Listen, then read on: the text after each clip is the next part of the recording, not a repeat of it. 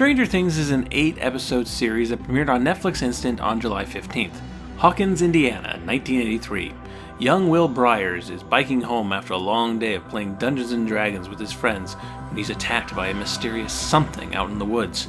After going missing, Will's family and friends try to piece together what happened. Will's Dungeons & Dragons buddies, Mike, Dustin, and Lucas, go looking for him, but instead find a young girl with a shaved head and a tattoo with the number 11 on her arm. Mike's sister Nancy and Will's brother Jonathan find evidence of some kind of beast in the area, and decide to team up and hunt it down. Will's mother Joyce is convinced that Will is somehow present within her home, and struggles to find a way to communicate with him. And finally, local police chief Jim Hopper slowly becomes convinced that a nearby science laboratory might be behind all of this. Stranger Things has been getting a lot of hype over the last month, and I'm not one to begrudge anyone who enjoys something. I've been trying to remove phrases like overrated from my vocabulary because these suggest a certain wrongness in liking a thing. There's nothing wrong in liking a thing, so keep that in mind because, truth be told, Stranger Things left me feeling kinda cold. The main reason for that is structural, but let's go over the usual talking points first. A lot has been said about the show's setting and style, namely that it's a big homage to the 1980s, especially towards the films of Steven Spielberg and the books of Stephen King, which, hooray? Honestly, paying tribute to one of America's most successful filmmakers and one of America's most successful novelists doesn't strike me as one of the most exciting ideas in the world, especially since they're both still alive and doing their thing. And just to be clear, Stranger Things is not commenting on these kind of materials. It's simply using these materials to invoke a certain sense of comfort in its audiences, going so far as to file away some of the sharper edges on these works. Hey, this is kinda like E.T., only instead of being asked to sympathize with a weird, gross alien, you're asked to sympathize with a little girl. Hey, this is kinda like It, only the 11-year-olds aren't having orgies. Mind you, I don't want the kids to be having orgies, but when a large part of the appeal of your show are these influences, and you completely defang these influences, then all you're really doing is creating a nostalgic comfort. Same goes with the setting. What exactly is the reason for setting this series in the 80s? The show doesn't really have anything to say about the politics or culture of the time, and without that, the only reason you would assume for doing this is because in a time before cell phones and the internet, you're forced to craft a story in a different way. Except they don't, not really. Sure, there's no cell phones, so we made the kids ham radio enthusiasts. They're all into it because these kids have no divergent interests from each other, and this allows easy long-range communications across open areas, fulfilling the roles of cell phones in the narrative. Easy research via the internet also gets a substitute, actually 2 substitutes. In one scene, Jim Hopper is looking up stuff about the local laboratory, who runs it and what they've done in the past. They find a ton of stuff quickly, publicly printed stories that don't paint this group in a positive light, just lawsuits left and right about these guys. Which is silly, because this is a small town, small enough that this laboratory would have some measurable effect on the local job market. Some of these guys have to live there. There's somebody going down to the local ma and pa grocery store to buy coffee for the break room. People are going to be invested in the goings-on with this place.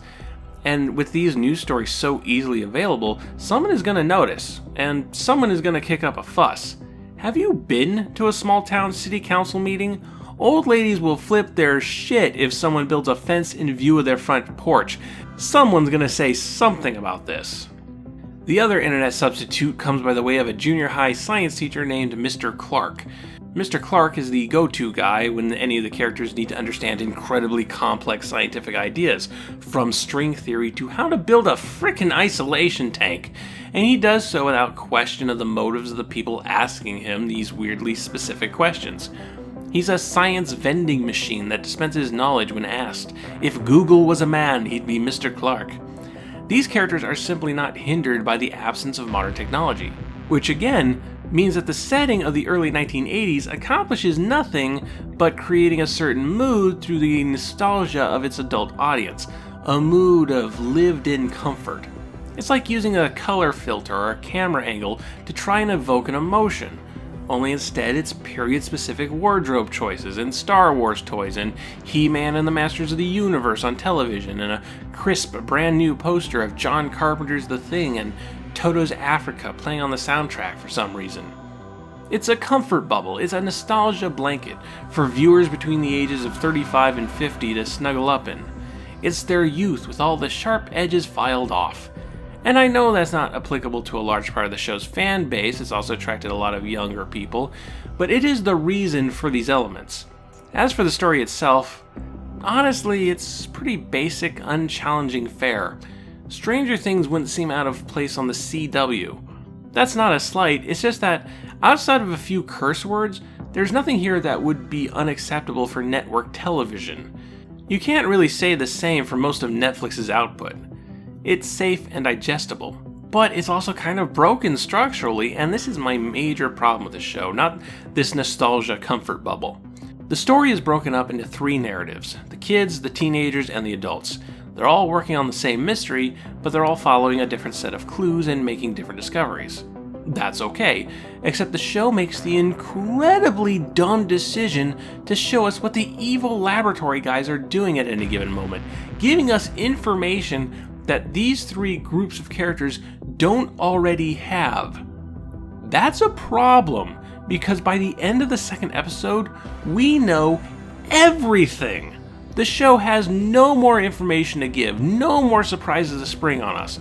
We know where Will is, we know who the mysterious girl is, we know what she can do, and we know who's behind it all.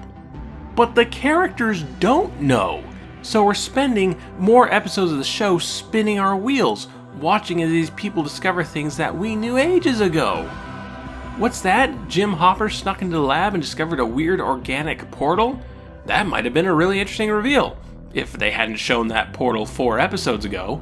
So you end up with a lot of wheel spinning, waiting for the allotted hours to wind down and for these characters to drag their feet to the climax.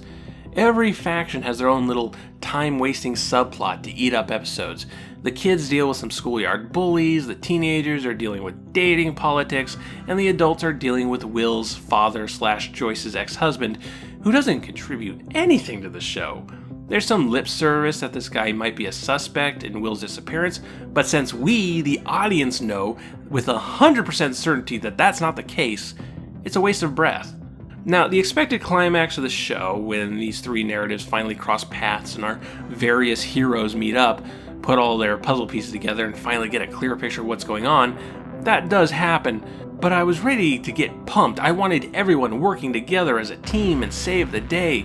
But just as soon as they get together, they split right up again, go back to their own little narratives to do their own little thing, some of which is completely irrelevant. Nancy and Jonathan's story goes completely nowhere. It's a total dead end. They have nothing to show for their efforts. There's no reason this story couldn't work, but I was left scratching my head wondering why the show insisted on wasting its time like this. It's weird to say, but 8 episodes might have been too long. Cut off the fat and give it a structure that makes sense, and you could probably get this story down to a comfortable 4. In any case, the scenes with the bad guys need to go. I honestly don't know what they were thinking with that. If I'm going to recommend Stranger Things in any capacity, I would suggest you refrain from binge watching it. Put a week or 2 between episodes to give yourself time to lose some of the smaller details. Give yourself as fresh of an experience as you can with each episode. I guess if you really like the 80s comfort bubble, you'll get more out of it, but, Super 8 is shorter and Freaks and Geeks is better written. Obviously there are people who love this show, and that's fine, I'm not here to challenge that, but I can't really recommend Stranger Things, and I can't say I'm all that pumped for Season 2.